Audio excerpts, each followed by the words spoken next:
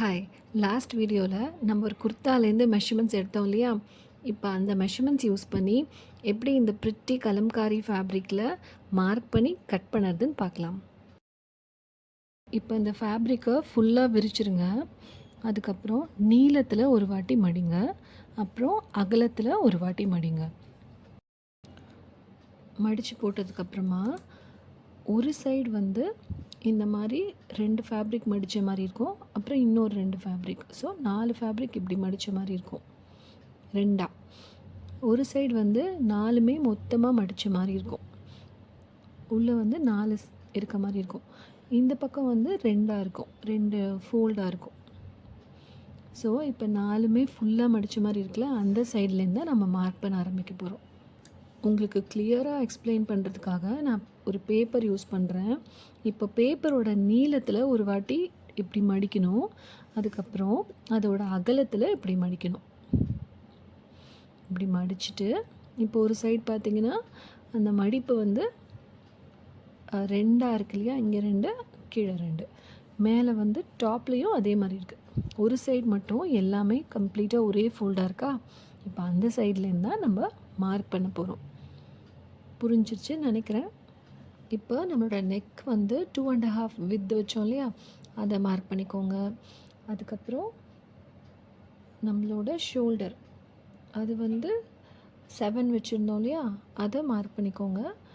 அதுக்கப்புறம் அந்த 7 மார்க் பண்ணோம் இல்லையா? அந்த பாயிண்ட்லேருந்து அப்படியே கீழே ஆர்ம் ஹோல் 8 இன்ச்சஸ் அதை மார்க் பண்ணி ஒரு ஸ்ட்ரெயிட் லைன் போட்டுக்கோங்க. இப்போ நம்ம ஆர்ம் ஹோல் மார்க் பண்ணோம் இல்லையா? 8 இன்ச்சஸ் அந்த பாயிண்ட்லேருந்து நம்ம வந்துட்டு செஸ்ட் மார்க் பண்ண போகிறோம். 12 இன்ச்சஸ் மார்க் பண்ணிவிட்டு 12 இன்ச்சஸில் நம்ம கட் பண்ண போகிறோம். ஆனால் நம்மளோட எக்ஸாக்ட் மெஷர்மெண்ட்ஸும் நம்மளுக்கு வேணும். அதனால செஸ்ட் வந்து நம்ம 10 வச்சோம் இல்லையா ஃபஸ்ட்டு ஈஸ் இல்லாமல். ஸோ அந்த 10ஐயும் நம்ம மார்க் பண்ணுறோம். 10 அப்புறம் இங்கே 12. இப்போ அதெல்லாம் ஜாயின் பண்ணி ஒரு லைன் போட்டுக்கோங்க.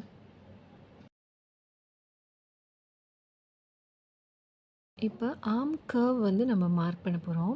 அதுக்கு இப்படி கார்னரில் கரெக்டாக 1 இன்ச் மார்க் பண்ணிவிட்டு அதுக்கப்புறம் இந்த ஆர்ம் லென்த்தில் ஹாஃப் 8ல் 4 இன்ச்சஸ் வந்து நம்ம கரெக்டாக மார்க் பண்ணிவிட்டு அந்த 4 இன்ச் மார்க் பண்ண பாயிண்ட்லேருந்து நம்ம அந்த 1 இன்ச் எடுத்தோம் இல்லையா?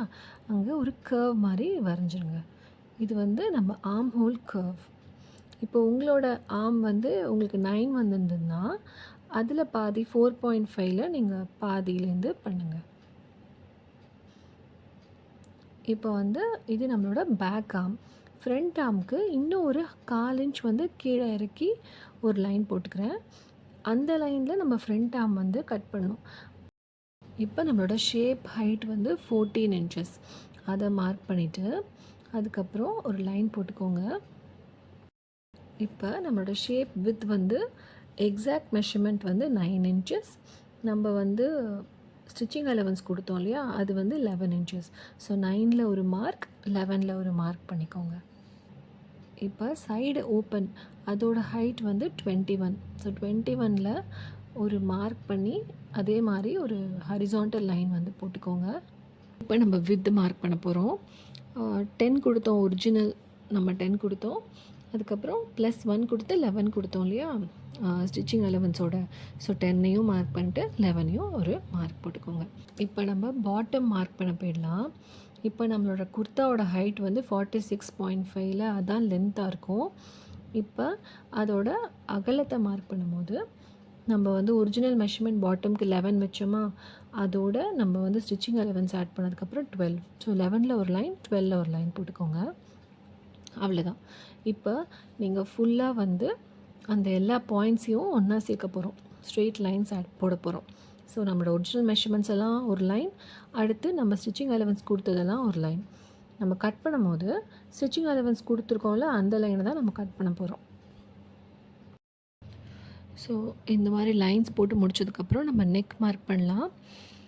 நெக் வந்து என்னோடய பேக் நெக் வந்து நான் 4 இன்ச்சஸ் கொடுக்குறேன். ஸோ ஒரு 4 இன்ச்சஸ் வச்சு 2.5 பிரெத்தாக வச்சு நான் வந்து ஒரு பாக்ஸ் போட்டுக்கிறேன். அதுக்கப்புறம் ஃப்ரண்ட் நெக்கையும் நான் அதை இங்கே தான் மார்க் பண்ண போகிறேன்.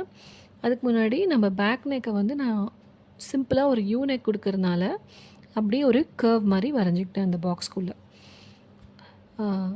ஃப்ரண்ட் நெக்குக்கு நான் இந்த வாட்டி வி நெக் ட்ரை பண்ண போகிறேன். ஸோ இப்போ நம்ம வந்து 6 இன்ச்சஸ் லென்த் கொடுக்க போகிறேன். ஸோ 6 இன்ச்சஸ் பிரெத் வந்து 2.5 இல்லையா? ஸோ அதுக்கு ஒரு லைன் போட்டு ஒரு பாக்ஸ் வரைஞ்சிக்கோங்க. வரைஞ்சிட்டு இப்போ இந்த கார்னர்லேருந்து கரெக்டாக வி ஷேப் வந்து வர மாதிரி க்ராஸாக ஒரு லைன் போட்டுக்கோங்க. இப்போ நம்ம கட் பண்ணும்போது நெக்கை வந்து கட் பண்ணக்கூடாது. ஏன்னா 2 கிளாத்தாக மடிச்சிருக்கோம் உள்ள. ஃப்ரண்ட் பீஸ் தனியாக, பேக் பீஸ் தனியாக பிரித்து எடுத்துட்டு அதுக்கப்புறமா தான் ஆர்ம் ஹோலில் வந்து ஒரு 1/2 இன்ச் சரி பண்ணோம்ல, அது அப்புறம் நெக்கெல்லாம் நம்ம வந்து கட் பண்ணோம். அந்த 1/2 இன்ச் அப்புறமா கட் பண்ணிக்கலாம். இப்போ வந்து நம்மளோட ஸ்டிச்சிங் அலவன்ஸோடு இருக்கிற லைனை தான் கட் பண்ணோம். எக்ஸஸ் கிளாத் எடுத்து வச்சுக்கோங்க. இதில் தான் நம்ம வந்து ஸ்லீவ் வந்து ஸ்டிச் பண்ண போகிறோம். இப்போ பாடி கட் பண்ணியாச்சு. இது வந்து பேக் பீஸ். ஸோ நான் பீன் போட்டுக்கிறேன். இப்போ நான் பிரித்து விட்டுட்டா 2 கிளாத்தாக கிடைக்கும். ஸோ இது வந்து ஃப்ரண்ட் பீஸ், அப்புறம் இது என்னோடய பேக் பீஸ். இப்போ நம்ம ஸ்லீவ்ஸ் கட் பண்ணலாம். இப்போ நம்ம பேலன்ஸ் கிளாத் வச்சுருந்தோம்ல, அதில் ஸ்லீவ் வந்து கட் பண்ணலாம்.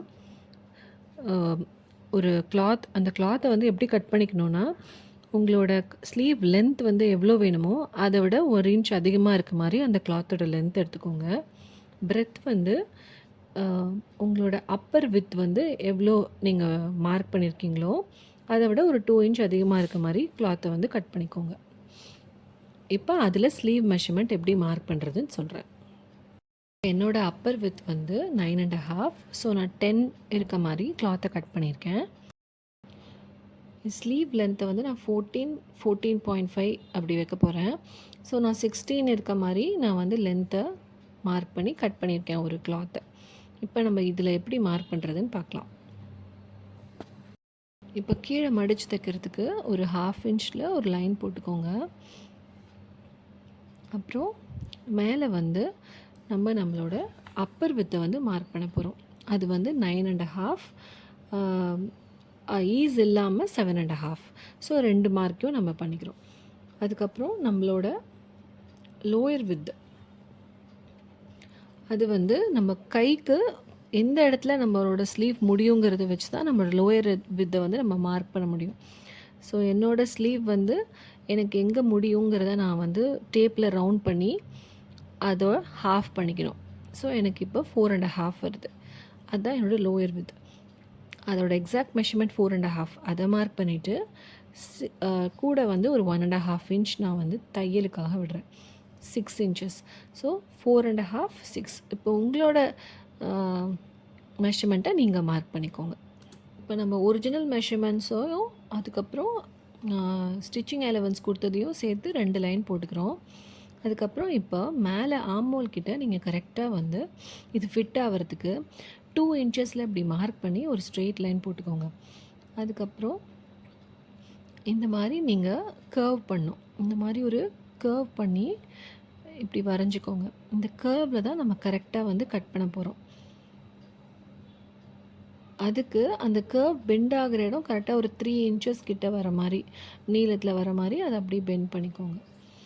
இப்போ நம்ம ஸ்லீவை கட் பண்ணி வெளில எடுத்துடலாம். இப்போ வந்து நம்ம ஸ்லீவை வந்து கட் பண்ணியாச்சு. இப்போ இது பாடியில் அட்டாச் பண்ணும்போது அது கரெக்டாக சென்டர் வந்து நமக்கு வேணும். அதுக்காக இங்கே சென்டரில் மடித்து நான் இங்கே ஒரு நாட்ச் கொடுத்துக்கிறேன். இப்போ நம்ம இந்த ஃபேப்ரிக்கை கட் பண்ணி முடிச்சிட்டோம். இதை எப்படி குர்தாவாக ஸ்டிச் பண்ணுறதுங்கிறது நம்ம நெக்ஸ்ட் வீடியோவில் பார்க்கலாம். தேங்க்யூ.